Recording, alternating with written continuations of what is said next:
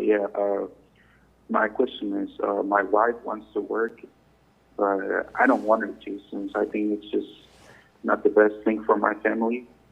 I know Islam is okay with women working under some circumstances, but I think we're in times of fitna.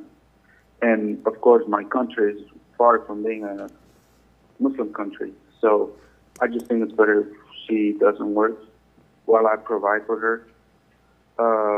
And she takes care of our home. And my question is, would I be oppressive if I stop her from working, and does she have to obey me? Okay. First of all, Akhi Abu Bakr, in Islam, things are crystal clear and it's black and white.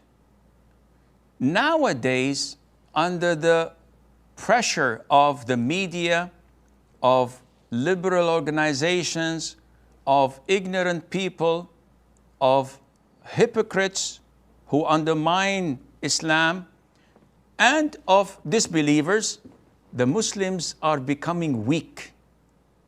Unfortunately, under such pressure, a lot of the Muslims are compromising their religion. And this is a great and severe and serious mistake. All the scholars and da'is must stay and remain steadfast. We should never allow the enemy to advance. We have to hold our grounds. Having said that, as you clearly stated, it is permissible for a woman to work, providing, number one, her husband allows her to. Number two, and this is an important condition, there is no fitna, there is no free mixing. She is not endangering her religion by exposing herself without hijab or free mixing or being in a place that she shouldn't be in. If these conditions are not fulfilled, it is totally prohibited for a woman to work.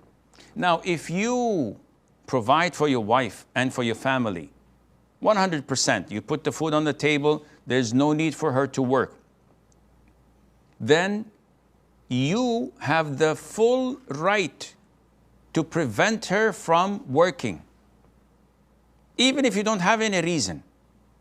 Simon says, I don't want her to work. This is your God-given right as a husband.